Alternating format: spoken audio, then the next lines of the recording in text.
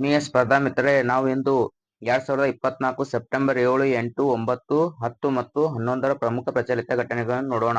ಮೊದಲ ಪ್ರಶ್ನೆ, ಅಸ್ಸಾಂ ಸರ್ಕಾರವು ಯಾವ ದಿನವನ್ನು ಸೂಟಿಯ ದಿನ ಎಂದು ಆಚರಿಸುತ್ತದೆ? ಇದಕ್ಕೆ ಸರಿಯಾದಂತ ಒಂದು options B August 20. Options B August 20. Next ನೋಡಿ ಸ್ನೇಹಿತರೆ, ಮುಖ್ಯಮಂತ್ರಿ ಹಿಮಂತ್ ಬಿಸ್ವಾ ಶರ್ಮಾ ಅವರು ಬಿಸ್ವನಾಥ್ ಜಿಲ್ಲೆಯ ಸೂಟಿಯಾ ಪೊಲೀಸ್ ಠಾಣೆಗೆ ಭೇಟಿ ನೀಡಿದರು.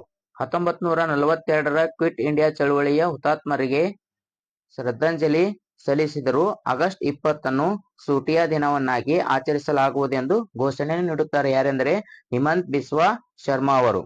ಈ ಸ್ಥಳದಲ್ಲಿ ಪಾರಂಪರಿಕ ಸ್ಮಾರಕವನ್ನು ನಿರ್ಮಿಸುವ ಯೋಜನೆಯನ್ನು ಶರ್ಮಾ ಅವರು ಬಹಿರಂಗಪಡಿಸಿದರು. ಯಾರೆಂದರೆ ಹಿಮಂತ್ ಬಿಸ್ವಾ ಶರ್ಮಾ ಅವರು. ನೆಕ್ಸ್ಟ್ ನೋಡಿ ಸ್ನೇಹಿತರೆ, ಎರಡನೇ ಪ್ರಶ್ನೆ, ಇತ್ತೀಚೆಗೆ ಮೊದಲ ಅಂತಾರಾಷ್ಟ್ರೀಯ ಉತ್ಸವವನ್ನು ಎಲ್ಲಿ ಆಯೋಜಿಸಲಾಯಿತು?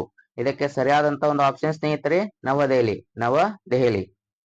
ನೆಕ್ಸ್ಟ್ ನೋಡಿ ಸ್ನೇಹಿತರೆ, ಕಳೆದ ದಶಕದಲ್ಲಿ ಭಾರತದ ಸೌರಶಕ್ತಿ ಸಾಮರ್ಥ್ಯವು 32 ಪಟ್ಟು, ಎಷ್ಟು ಪಟ್ಟು ಅಂದರೆ ಸ್ನೇಹಿತರೆ 32 ಪಟ್ಟು ಹೆಚ್ಚಾಗಿದೆ.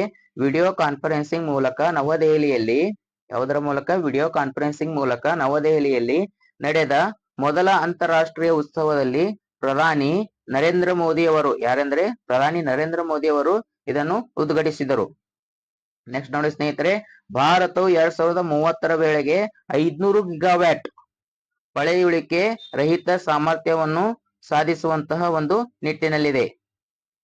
ನೆಕ್ಸ್ಟ್ ನೋಡಿ ಸ್ನೇಹಿತರೆ, ಮೂರನೇ ಪ್ರಶ್ನೆ, ಇತ್ತೀಚೆಗೆ ಭಾರತದ ಪ್ರಧಾನಮಂತ್ರಿಯು ಯಾವ ರಾಜ್ಯದಲ್ಲಿ ಜಲ ಸಂಚಯ್ ಜನ್ ಭಾಗೀದಾರಿ ಅನ್ನು ಪ್ರಾರಂಭಿಸಿದರು? ಇದಕ್ಕೆ ಸರಿಯಾದಂತ ಒಂದು ಆಪ್ಷನ್ಸ್ ಎ ಗುಜರಾತ್. ನೆಕ್ಸ್ಟ್ ನೋಡಿ ಸ್ನೇಹಿತರೆ, ಪ್ರಧಾನಿ ನರೇಂದ್ರ ಮೋದಿ ಅವರು ಗುಜರಾತ್ನ ಸೂರತ್ನಲ್ಲಿ ಯಾವ ನಗರದಲ್ಲಿ ಅಂದರೆ ಗುಜರಾತ್ ರಾಜ್ಯದಲ್ಲಿರುವಂತಹ ಸೂರತ್ ನಗರದಲ್ಲಿ ಜಲ್ ಸಂಚಯ್ ಜನ್ ಭಾಗೀದಾರಿ ಉಪಕ್ರಮವನ್ನು ವಿಡಿಯೋ ಕಾನ್ಫರೆನ್ಸಿಂಗ್ ಮೂಲಕ ಪ್ರಾರಂಭಿಸಿದರು. ಯಾರಂದ್ರೆ ಪ್ರಧಾನಿ ನರೇಂದ್ರ ಮೋದಿ ಅವರು. ಈ ಕಾರ್ಯಕ್ರಮವು ನೀರಿನ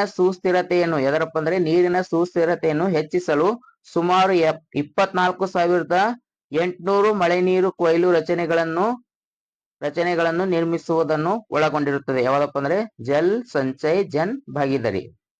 ನೆಕ್ಸ್ಟ್ ನೋಡಿ ಸ್ನೇಹಿತರೆ, ನಾಲ್ಕನೇ ಪ್ರಶ್ನೆ, 2024ರ ಪ್ಯಾರಿಸ್ ಪ್ಯಾರಾ ಒಲಿಂಪಿಕ್ಸ್ ನಲ್ಲಿ ಜೂಡೋದಲ್ಲಿ ಪದಕ ಗೆದ್ದ ಮೊದಲ ಭಾರತೀಯ ಎಂಬ ಇತಿಹಾಸವನ್ನು ಸೃಷ್ಟಿಸಿದವರು ಯಾರು? ಇದಕ್ಕೆ ಸರಿಯಾದಂತ ಒಂದು ಆಪ್ಷನ್ ಸ್ನೇಹಿತರೆ option C Kapil Parmar. Next ನೋಡಿ ಸ್ನೇಹಿತರೆ, ಪ್ಯಾರಾ ಜೂಡೋ ಪುರುಷರ J1 660 ಕಿಲೋಗ್ರಾಂಗಳ ಸ್ಪರ್ಧೆಯಲ್ಲಿ ಪ್ಯಾರಿಸ್ ಪ್ಯಾರಾ ಒಲಿಂಪಿಕ್ಸ್ 2024ರಲ್ಲಿ ಕಪಿಲ್ ಪರ್ಮಾರ್ ಅವರು ಕಂಚಿನ ಪದಕವನ್ನು ಗೆದ್ದಿದ್ದರು. ಯಾವ ಪದಕವನ್ನು ಗೆದ್ದಿದ್ದಾರೆ ಅಂದ್ರೆ ಕಂಚಿನ ಪದಕವನ್ನು ಗೆದ್ದಿದ್ದರು. ಯಾರಂದ್ರೆ ಕಪಿಲ್ ಪರ್ಮಾರ್ ಅವರು ಇಂಫಾಲ್ ಮೂಲಕ ಬ್ರೆಜಿಲ್ನ ಎಲ್ಟನ್ ಡಿ ಒಲಿವೇರಾ ಅವರನ್ನು 10ರಿಂದ ಸೋಲಿಸಿದರು. ಜೂಡೋದಲ್ಲಿ ಭಾರತದ ಮೊದಲ ಪ್ಯಾರಾ ಒಲಿಂಪಿಕ್ ಪದಕವನ್ನು ಗುರುತಿಸಿದರು. ಯಾರಪ್ಪ ಅಂದ್ರೆ ಕಪಿಲ್ ಪರ್ಮಾರ್ ಅವರು. ನೆಕ್ಸ್ಟ್ ನೋಡಿ ಸ್ನೇಹಿತರೆ, ಐದನೇ ಪ್ರಶ್ನೆ, ಇತ್ತೀಚೆಗೆ ಸುದ್ದಿಯಲ್ಲಿ ಕಂಡುಬರುವ ಅಗ್ನಿ 4 ಕ್ಷಿಪಣಿಯನ್ನು ಯಾವ ಸಂಸ್ಥೆ ಅಭಿವೃದ್ಧಿಪಡಿಸಿದೆ? ಸ್ಪರ್ಧಾ ಮಿತ್ರರು, ಇದಕ್ಕೆ ಸರಿಯಾದಂತ ಒಂದು ಆಪ್ಷನ್ಸ್ ಎ ಡಿಆರ್ಡಿಒ ಅಭಿವೃದ್ಧಿಪಡಿಸಿದ ಅಗ್ನಿ 4 ಕ್ಷಿಪಣಿಯನ್ನು ಸೆಪ್ಟೆಂಬರ್ 6, 2024ರಂದು ಒಡಿಶಾದ ಇಂಟಿಗ್ರೇಟೆಡ್ ಟೆಸ್ಟ್ ರೇಂಜ್ ನಿಂದ ಯಶಸ್ವಿಯಾಗಿ ಪರೀಕ್ಷಿಸಲಾಯಿತು. ಯಾವುದಪ್ಪ ಅಂದ್ರೆ ಅಗ್ನಿ 4 ಕ್ಷಿಪಣಿಯನ್ನು. ಇದು ಪರಮಾಣು ಸಾಮರ್ಥ್ಯದ ಮಧ್ಯಂತರ ಶ್ರೇಣಿಯ ಬ್ಯಾಲಿಸ್ಟಿಕ್ ಕ್ಷಿಪಣಿಯ 9ನೇ ಪರೀಕ್ಷೆಯಾಗಿದೆ. ಎಷ್ಟನೇ ಪರೀಕ್ಷೆಯಾಗಿದೆ ಅಂದ್ರೆ 9ನೇ ಪರೀಕ್ಷೆಯಾಗಿದೆ ಸ್ನೇಹಿತರೆ. ನೆಕ್ಸ್ಟ್ ನೋಡಿ ಸ್ನೇಹಿತರೆ, ಚೀನಾ ಮತ್ತು ಪಾಕಿಸ್ತಾನದ ವಿರುದ್ಧ ಭಾರತದ ಪರಮಾಣು ನಿರೋಧಕತೆಯನ್ನು ಬಲಪಡಿಸಲು ಅಗ್ನಿ 4ರ ಅಭಿವೃದ್ಧಿಯನ್ನು 2007ರಲ್ಲಿ ಪ್ರಾರಂಭಿಸಲಾಯಿತು.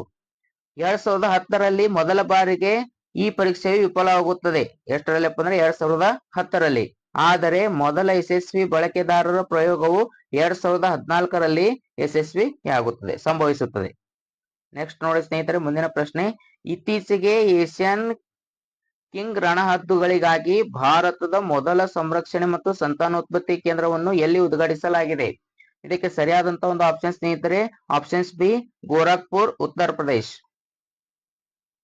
ಏಷ್ಯಾ ರಾಜ್ಯದ ರಣಹದ್ದುಗಳಿಗಾಗಿ ಭಾರತದ ಮೊದಲ ಸಂರಕ್ಷಣೆ ಮತ್ತು ಸಂತಾನೋತ್ಪತ್ತಿ ಕೇಂದ್ರವನ್ನು ಮುಖ್ಯಮಂತ್ರಿ ಯೋಗಿ ಆದಿತ್ಯನಾಥ್, ಯಾರಪ್ಪ ಅಂದ್ರೆ ಮುಖ್ಯಮಂತ್ರಿ ಯೋಗಿ ಆದಿತ್ಯನಾಥ್ ಅವರು ಗೋರಖ್ಪುರದ ಕ್ಯಾಂಪಿಯರ್ ಗಂಜ್ ಶ್ರೇಣಿಯಲ್ಲಿ ಉದ್ಘಾಟಿಸಿದರು. ಯಾರೆಂದರೆ ಯೋಗಿ ಆದಿತ್ಯನಾಥ್ ಅವರು. ಜಟಾಯು ಸಂರಕ್ಷಣೆ ಮತ್ತು ಸಂತಾನಾಭಿವೃದ್ಧಿ ಕೇಂದ್ರವು 2007ರಿಂದ International Union for Conservation of Nature's Red ಲಿಸ್ಟ್ನ ಪಟ್ಟಿ ಮಾಡಲಾದ ಈ ವಿಮರ್ಶಾತ್ಮಕವಾಗಿ ಅಳಿವಿನಂಚಿನಲ್ಲಿರುವ ಜಾತಿಯ ಜನಸಂಖ್ಯೆಯನ್ನು ಹೆಚ್ಚಿಸುವ ಗುರಿಯನ್ನು ಹೊಂದಿದೆ. ನೆಕ್ಸ್ಟ್ ನೋಡಿ ಸ್ನೇಹಿತರೆ 7ನೇ ಪ್ರಶ್ನೆ. ಇತ್ತೀಚೆಗೆ ಸುದ್ದಿಯಲ್ಲಿ ಕಂಡುಬರುವ ಬರ್ಖಾ ಅಣು ವಿದ್ಯುತ್ ಸ್ಥಾವರ ಅಣುಶಕ್ತಿ ಸ್ಥಾವರ ಯಾವ ದೇಶದಲ್ಲಿದೆ? ಇದಕ್ಕೆ ಸರಿಯಾದಂತ ಆಪ್ಷನ್ ಸ್ನೇಹಿತರೆ options D United Arab Emirates. United Arab Emirates Barakah ಪರಮಾಣು ಶಕ್ತಿ ಸ್ಥಾವರವನ್ನು ಪೂರ್ಣಗೊಳಿಸಿದೆ. ಇದು ಅರಬ್ ಜಗತ್ತಿನಲ್ಲಿ ಮೊದಲ ಪರಮಾಣು ವಿದ್ಯುತ್ ಸ್ಥಾವರವಾಗಿದೆ. ಅಲ್ ಧಫ್ರಾ ಅಬುಧಾಬಿ ರುವೈಸ್ ಬಳಿ ಇದೆ. ಇದು 2012ರಲ್ಲಿ ನಿರ್ಮಾಣವನ್ನು ಪ್ರಾರಂಭಿಸಿತು ಮತ್ತು 2020ರಲ್ಲಿ ಕಾರ್ಯಾಚರಣೆಯನ್ನು ಪ್ರಾರಂಭಿಸಿತು. ನೆಕ್ಸ್ಟ್ ನೋಡಿ ಸ್ನೇಹಿತರೆ ಮುಂದಿನ ಪ್ರಶ್ನೆ. ಇತ್ತೀಚೆಗೆ ಸ್ವಚ್ಛ ವಾಯು ದಿವಸ ಎಂದು ಕರೆಯಲ್ಪಡುವ ನೀಲಿ ಆಕಾಶಕ್ಕಾಗಿ ಶುದ್ಧ ಗಾಳಿಯ 5ನೇ ಅಂತಾರಾಷ್ಟ್ರೀಯ ದಿನವನ್ನು ಯಾವ ದಿನದಂದು ಆಚರಿಸಲಾಗುತ್ತದೆ? ಇದಕ್ಕೆ ಸರಿಯಾದಂತ ಒಂದು ಆಪ್ಷನ್ ಸ್ನೇಹಿತರೆ ಸೆಪ್ಟೆಂಬರ್ 7, 2024ರಂದು. ರಾಜಸ್ಥಾನ್ ರಾಜ್ಯ ಮಾಲಿನ್ಯ ನಿಯಂತ್ರಣದ ಮಂಡಳಿಯು ಸೆಪ್ಟೆಂಬರ್ 7, ಆಗಸ್ಟ್ 24ರಂದು ಜೈಪುರದಲ್ಲಿ ಜೈಪುರದಲ್ಲಿ ನೀಲಿ ಆಕಾಶಕ್ಕಾಗಿ 5ನೇ ಅಂತಾರಾಷ್ಟ್ರೀಯ ಎಷ್ಟನೇ ಅಂದ್ರೆ ಸ್ನೇಹಿತರೆ 5ನೇ ಅಂತಾರಾಷ್ಟ್ರೀಯ ಶುದ್ಧ ಗಾಳಿಯ ದಿನವನ್ನು ಆಯೋಜಿಸಿದೆ. ಈ ದಿನವನ್ನು ಭಾರತದಲ್ಲಿ ಸ್ವಚ್ಛ ವಾಯು ದಿವಸ ಎಂದು ಕರೆಯಲಾಗುತ್ತದೆ. ನೆಕ್ಸ್ಟ್ 9ನೇ ಪ್ರಶ್ನೆ ನೋಡ್ರಿ ಸ್ನೇಹಿತರೆ. ಸ್ವಚ್ಛ ವಾಯು ಸರ್ವೇಕ್ಷಣ 2024ರಲ್ಲಿ ಯಾವ ನಗರವು ಮೊದಲ ಸ್ಥಾನವನ್ನು ಪಡೆದುಕೊಂಡಿದೆ? ಇದಕ್ಕೆ ಸರಿಯಾದಂತ ಒಂದು ಆಪ್ಷನ್ ಸ್ನೇಹಿತರೆ ಆಪ್ಷನ್ಸ್ ಬಿ ಸೂರತ್ ನಗರ. ನೆಕ್ಸ್ಟ್ ನೋಡಿ ಸ್ನೇಹಿತರೆ, ಈ ಹಿಂದೆ 13ನೇ ಸ್ಥಾನದಲ್ಲಿದ್ದ ಸೂರತ್ ಭಾರತದಾದ್ಯಂತ 131 ನಗರಗಳಲ್ಲಿ ಸ್ವಚ್ಛ ವಾಯು ಸಮೀಕ್ಷೆಯ 2024ರಲ್ಲಿ 1ನೇ ಸ್ಥಾನವನ್ನು ಪಡೆದುಕೊಂಡಿದೆ. ಯಾವ ನಗರ ಎಂದರೆ ಸೂರತ್ ನಗರವು. ಸೂರತ್ ನಗರವು 200 ಅಂಕಗಳಲ್ಲಿ 194 ಅಂಕಗಳನ್ನು ಗಳಿಸಿದೆ ಮತ್ತು 2023-24ರಲ್ಲಿ PM10 ಮಟ್ಟವನ್ನು 12.71% ಕಡಿಮೆ ಮಾಡಿದೆ. ಜೈಪುರದಲ್ಲಿ ನಡೆದ ಸಮಾರಂಭದಲ್ಲಿ ಸೂರತ್ಗೆ 1.5 ಕೋಟಿ ರೂಪಾಯಿ ಟ್ರೋಫಿ ಮತ್ತು ಪ್ರಮಾಣ ಪತ್ರದೊಂದಿಗೆ ರಾಷ್ಟ್ರೀಯ ಕ್ಲೀನ್ ಏರ್ ಸಿಟಿ ಎಂದು ಗೌರವಿಸಲಾಯಿತು. ಯಾವ ನಗರವನ್ನೆಂದರೆ ಸೂರತ್. ನೆಕ್ಸ್ಟ್ ನೋಡಿ ಸ್ನೇಹಿತರೆ, ಸರ್ಕಾರವು ಪ್ರಾರಂಭಿಸಿದ ಸ್ವಚ್ಛ ವಾಯು ಸರ್ವೇಕ್ಷಣ ಗಾಳಿಯ ಕಣಗಳಲ್ಲಿ 30% ಕಡಿತದ ಗುರಿಯನ್ನು ಹೊಂದಿದೆ ಮತ್ತು ತ್ಯಾಜ್ಯ ನಿರ್ವಹಣೆ, ಧೂಳು ಹೊರಸೂಸುವಿಕೆ ಮತ್ತು ಸಾರ್ವಜನಿಕ ಅರಿವಿನ ಆಧಾರದ ಮೇಲೆ ನಗರಗಳನ್ನು ಮೌಲ್ಯಮಾಪನ ಮಾಡಲಾಗುತ್ತದೆ. ನೆಕ್ಸ್ಟ್ ನೋಡಿ ಸ್ನೇಹಿತರೆ 10ನೇ ಪ್ರಶ್ನೆ. 2024ರ ಪ್ಯಾರಿಸ್ ಪ್ಯಾರಾಒಲಿಂಪಿಕ್ಸ್ ನಲ್ಲಿ ಭಾರತವು ಎಷ್ಟು ಪದಕಗಳನ್ನು ಗೆದ್ದಿದೆ? ಇದಕ್ಕೆ ಸರಿಯಾದಂತ ಆಪ್ಷನ್ಸ್ ನೋಡಿ ಸ್ನೇಹಿತರೆ ಆಪ್ಷನ್ಸ್ ಡಿ ಭಾರತವು 29 ಪದಕವನ್ನು ಗೆದ್ದಿದೆ.